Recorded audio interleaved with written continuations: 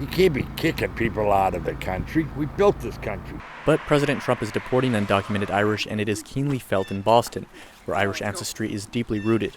Those at risk don't know who to trust and sometimes fall prey to depression, explains Kieran O'Sullivan, an immigration counselor at the Irish Pastoral Center in Boston. You have people who are afraid to drive even though they have to drive for work.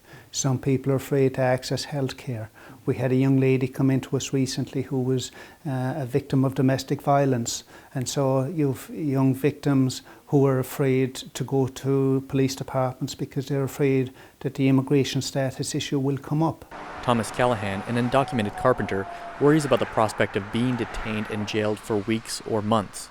But he says he has been given the benefit of the doubt during 16 years in the U.S. Most Americans, when you're working on jobs, they don't see you as an illegal immigrant because they don't know your status, and they presume that you're all set just because you're white and you speak English. Little do they know that you're actually undocumented as well.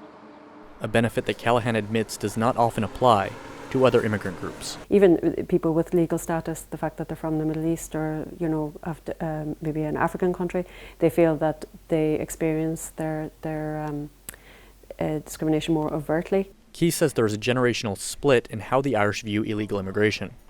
Often the older immigrants who came under a different set of laws and circumstances have less tolerance, she says.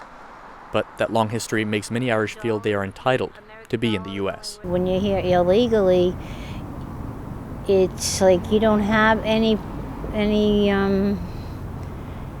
roots whatsoever here in America to prove that, I deserve that too, just like the Irish deserve this. Others see that newer immigrants from other countries also deserve a life in America. I know a lot of them are running away from bad things in their country. Where else could they turn to when stuff like that happens, right? The estimated undocumented Irish population currently living in the United States varies drastically, from 10,000 to upwards of 50,000. Ramon, VOA News, Boston.